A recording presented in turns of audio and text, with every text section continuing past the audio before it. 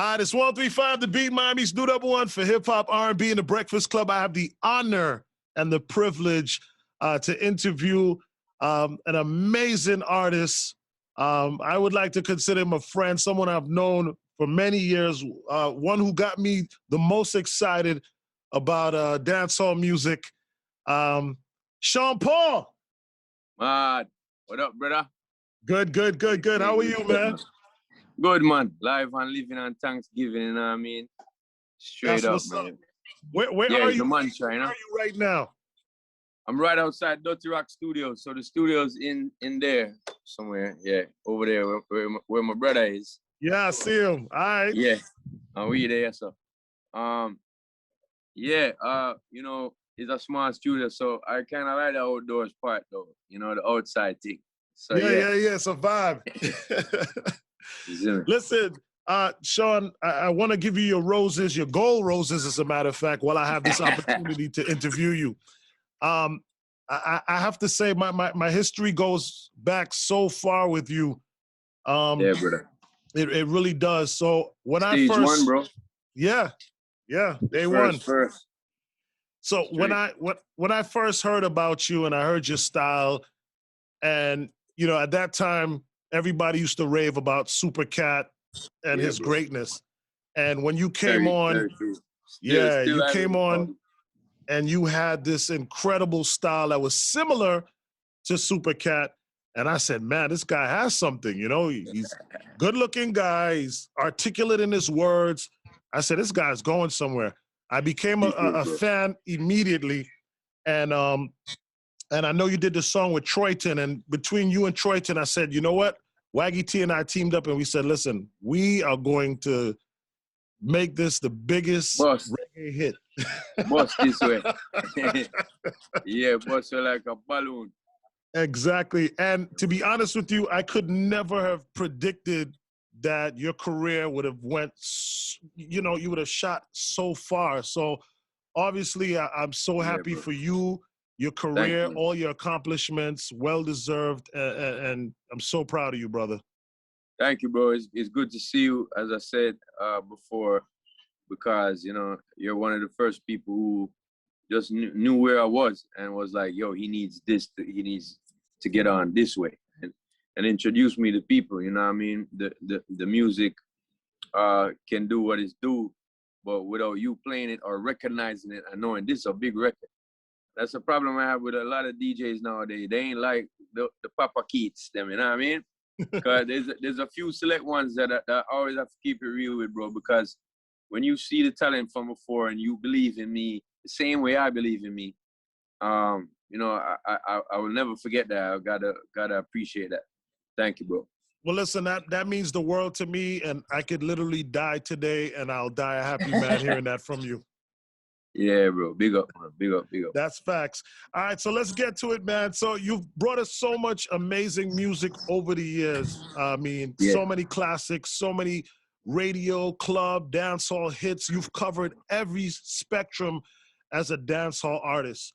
And where do you find yourself now with this new project? You know, back to the roots, back to the basics, back to when lyrics are shoot, you know what I mean? Back to when rhythm and beat and people kick off boot, you know what I mean? Mad something, man. Yeah, cause you know, over the years I watched dancehall history and I learned from what Shabba did by mixing songs with Johnny Gill and Maxi Priest and presenting it in a more you know, R&B way, and people like, you know, Buju Banton with Walk Like a Champion, and it was like definitely hip-hop remix that kind of was played on the radio over here, over there in the States.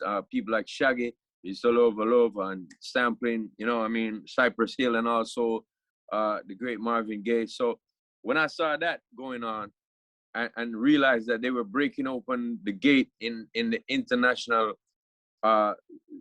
spaces, and making the palette be more acceptable for a real hardcore, more dancehall sounding tracks to come through, because you have to have somebody that breaks open the door. You know what I mean? Shabba is Shabba is one of the most hardcore X-rated DJs there was at the time. And also people like Buju Banton, very hardcore, spit the rawest material. But when when they wanted to get on the radio in the States, they did that, you know. Then it made way for me and Tanta Devante and people like Beatem and you know, a bag of us to come through and be heard. So I broke, and thanks to people like yourself that see the talent and knew that it needed to push, helped to push me and then become this huge phenomenon. But around 2010, I had to find myself blending just like they did. Like, yo, the circle is different right now. So I did a lot more pop-oriented stuff, and I went Tomahawk technique on it. You know what I mean? You did stuff with J Balvin. You went the Latin stuff. Only for different things. You know, expanding and expressing. But right now I'm back in a mode where, you know, not just because of COVID. COVID gave me the time and the space to do it actually physically in the studio. But for a while now, I've been feeling like, yo, I want to do some more hardcore stuff. So I've been producing from, you know, 2015. We did Full Speed Rhythm. We did a couple of rhythms before that. I produced on an album, on 2 of my albums before, but never started the juggling thing hardcore until about 2017. We put out Rope Rhythm and put out, you know, Gang and Kalaloo and things like No Caption last year, and also Swiss Cheese that we just put out this year. Also put out Ching's album in between all of that, Ching. Yeah, Ching. You know what I mean? He kind of gone to like 12 million streams right now. So seeing like that kind of stuff going on and feeling the vibe that, yo, these, you know, the real players in the game, they need that vibe. While I've been holding my international audiences by working with some great producers like Banks and Ranks and great artists like, you know, Dua Lipa, I still kind of felt the itch to keep, you know, doing stuff that I'm doing, producing and that stuff. So anyway, the pandemic gave me the time to actually call people up because we're all here now and just put this album together, a more hardcore album. We got Buju Banton on the album, Junior Gang on the album, Busy Signal on the album, Mavado and Sarani on the album, Sasko's on the album, Ward 21, Suko is on the album, and it's a mad collaborative, loaded album, you know what I mean? Reason being, I just want to show the unity in the dancehall community right now. I revere everybody I worked with on the album. So also the young players like Govy, I mean, big up to Governor and Intense and Skillibeng and Massacre and Squash. Left Side is also on the album. DeMarco's on the album producing. So it's a full collaborative effort, man. And as I said, people like Sarani, great producer and entertainer. Also, Suko, great producer, great artist. People like Junior Gang, great producer, great artist. Squash, great producer, great artist. So we just work with the greats in what I feel is a genre that has influenced everywhere across the earth right now, from the pop people to the reggaeton people to what's happening in Afrobeat world to the zesting music in the Trinidad type of way. We have influenced all of that type of genres and subgenres and stuff like that. So not to mention the great hip hop. So you know, I just revere these dudes, man. Most of my productions and even some certain things on my album have been mixed by Suko and my brother. And so, yeah, now that I have this big platform and I've been doing it for a year and conversating with people like Junior Gang and, you know, Bujo and also Shaggy, we always like, we need to do more collabs. And so I got the space and time to do it. And it just ended up being 15 collabs on this one. You know what I mean? I was gonna ask you about that, but I'm glad you answered it. Live and Living. Live and Living, yeah. So I wanna big you up on that because I think that the fact that you decided to use your platform and now everybody who you've collected in all the subgenres, people you've done other work with, all the fans that now worldwide, and you're taking now your fans back to Jamaica with you and working with, like, I would call it a dream team out of Jamaica. You know what I mean? So this is amazing. Was this always the thought process to be able to have an opportunity to do this at this stage? You know, when you go to college, you're preparing yourself for different things out there. There's some people that they finish one college degree and go to the next. In other words, they keep grinding, they keep in the books, they keep studying, and that's how I felt my my whole pop existence has been. Like, I've been in college learning, first of all, learning dancehall back in the day and from the greats, but then breaking it to a new audience, and then kind of sitting back in the cut and watching how everybody's doing it while I'm doing it, to kind of compete with that. That put me through a college, you know what I mean? It put me through a mindset where what needs to have study. I've been studying to be a more efficient label. Right. You know what I mean? So because we have the ideas and we've wanted to do it, I never had the inspiration to put a whole album together. What it was about for me was to put out a single early in the year. Maybe the Buju Banton will come out March, and then maybe by like June I'd put out the Serrani. But when I got all this work together and we weren't putting out nothing because of pandemic, it was like I got scared for 5 months, Keith. I was like, I ain't going nowhere. You know what I'm saying? Yeah. Any food apps? Let me get food that way. Let me spray off the food. Let me, you know what I mean? I was, and I still am very careful. But now I came out the shell, and when I went back to the studio to start seeing all this work that was kind of sitting around, I was like, yo, I should do an album. So we decided, the whole team was like, yeah, let's do this. The album name Live and Living, to kind of remind you as a mantra. Yeah, we're going through hard times right now, but we're live and living. You know what I mean? Yeah. Also, for people who feel that dancehall time is past, like, check the pulse. Man, I said we're live and living right here. You know what I mean? As you said, the dream team. So it was by natural selection that it just kind of fall into place. The songs and whatever. You know, we have been working, like, the Junior Gang song was about a year and a half that we started work on it. Yeah, so about like 2 years. So then Wow. even like but we just had it in the cut, and then we did some fresh work, like the songs with Masca and Skilly Bang and Governor, and Intense. All of that's like in the past 5 months. Also, there's work with Jesse Royal on the album, and that song kind of is more of a conscious Sean Parley getting in those songs. So half the album is what you know me for and what you helped to break me to the crowd for. But then the crowd kind of put me in that box as the party dude, and they didn't know the conscious side of me, which is still very much there. So lyrics like this is coming out now. I'm trying to, like, you know, be the change in the universe that I want to see. I'm a father now, and I'm kind of teaching my kids right from wrong. You know that thing go up, Keith. You know, he's like, yo, you can't do that. So it's like a lot of little things annoy me about society right now. I'm like, yo, I want to set him now, like a proper MC or like a real artist. Because yeah, I was in college, soaking up all of what you know, we should do as a big artist. I wasn't living like a big artist, no way. I was just soaking up what the thing is. I mean, yeah, I did take perks here and there, but I was in the books, bro. And so now I feel like it's a time where I can help people like Ching Ching to stream 12 million right now. That's crazy.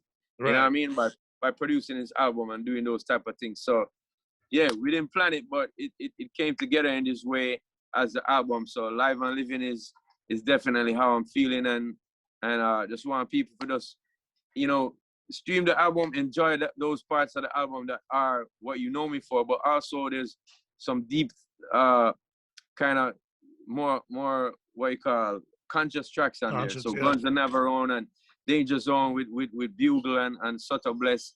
Check all these tunes out and tell me if I ain't, you know, been putting some thought into growth as an artist. Do you have any fear? Do you have any fears sometimes? You know, like being vulnerable as an artist. Do you have fears sometimes putting your conscience stuff out there, putting things out there, and then like how people are going to receive it? Do you go through that fear as an artist? I've had the feeling of actually doing the conscious song, putting it out, and nobody pay attention to it, and that feels kind of messed up because you're like, man, I thought I had a voice. You know, I thought people would hear what I'm saying. But then I've come to the point in time now where it's like, for me to do any song, Baby Girl, Give Me the Light, Got to Love You, or Guns and Navarone, I have to feel it in my soul first.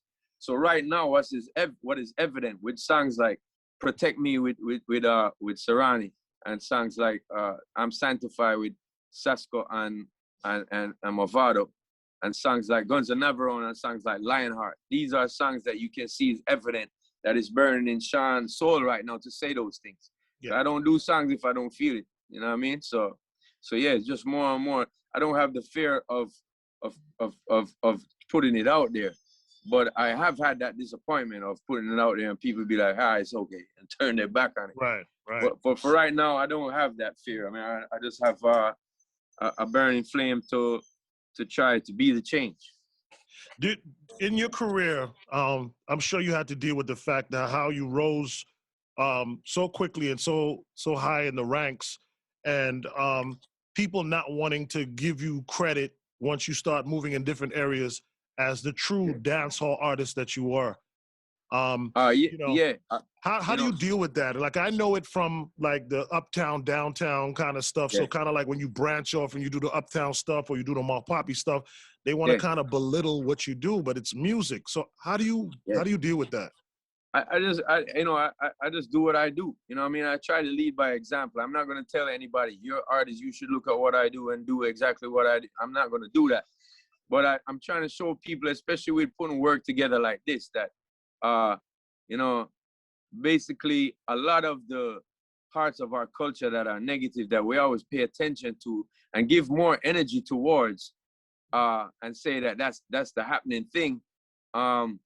It really shows you with work like myself, my own work, or Shaggy's work, or Coffee, or Charlie Blacks, or Egyptian. All these people I'm mentioning got on radio stations and got a whole view of a look of, oh wow, there's more numbers for me to collect. Yeah. You know what I mean? So there are different avenues, there are different lanes, and so one of them is doing that poppy stuff. Yeah. Another lane is just being hardcore and authentic to yourself, where your culture appreciates you. So I did that. That's the first step, stage one. You know that. With Dirty Rock, it was like a diamond in the rough. That's why I call it Dirty Rock. You know what I mean? Yeah. It's like, yo, they don't notice me, but they gonna see me, because I am that diamond when you brush it off. So Dirty Rock did that, and it did exactly that. It did. I have a plaque in my studio. You see, right? So you brought the dancehall streets into places like Wichita, and for the first time, and because that album was definitely authentic dancehall music. Tony Kelly's on the album as a producer.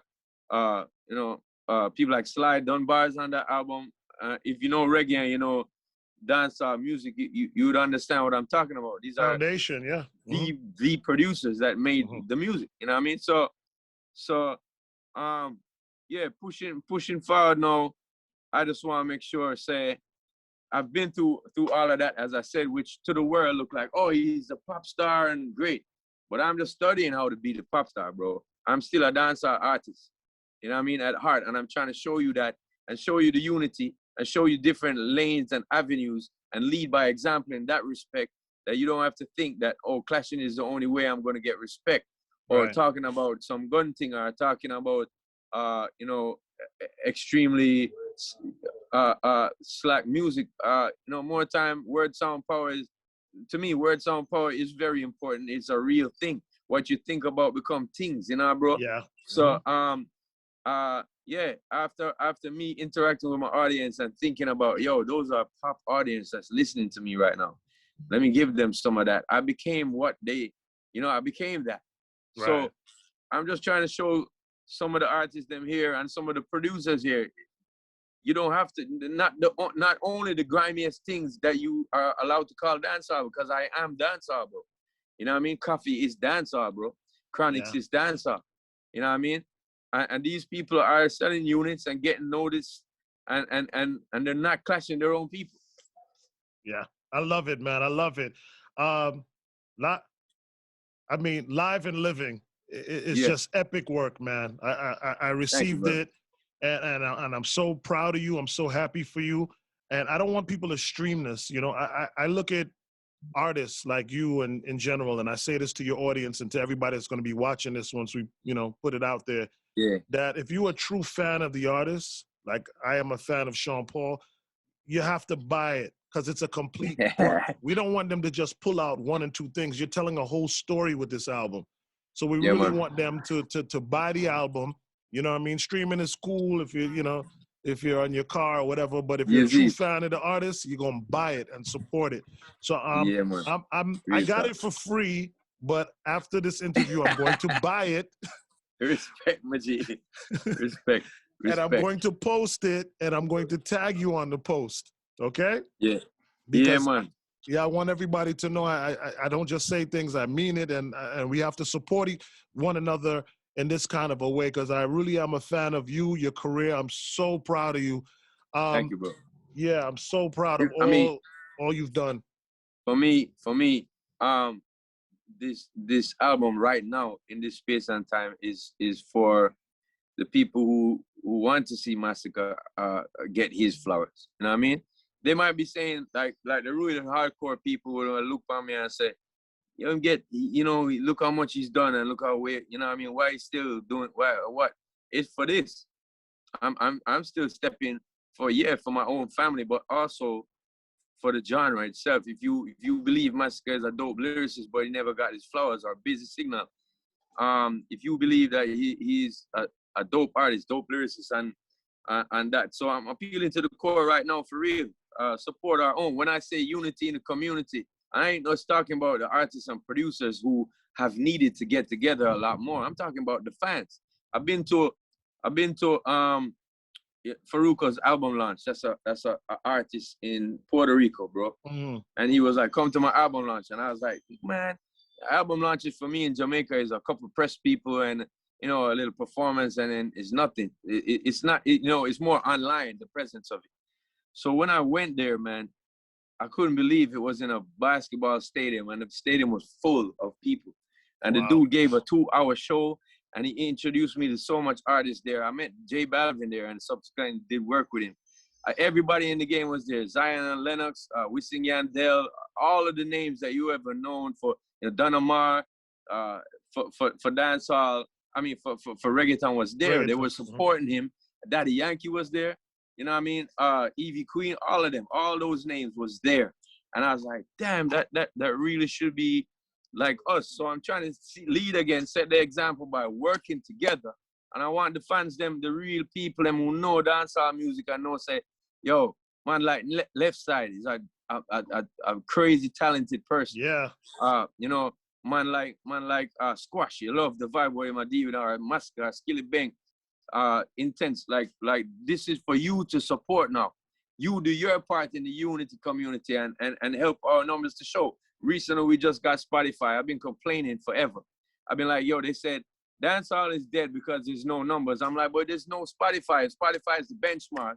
We don't have it in the Caribbean. How can you say that? Yeah, how can you judge us? Yeah, based right, on that. So now we got this Spotify. So people who can and they available to log on and you want to support your artists who may be on the album, whether it be the established like Buju Banton or, Governor, a younger artist, please do support. And it's not just for me. It's for like people like Ching Ching streaming 12 mil. I never thought he would stream 12 mil with his album. And it's such a refreshing surprise. So big up to all the fans, and I'm demanding that you go deal with this thing. You know what I mean? Yeah. That's what's up, man. Listen, Sean, enough respect. Thank you for doing this. Thank you for dropping this dancehall album on us. Yes, Live brother. and Living.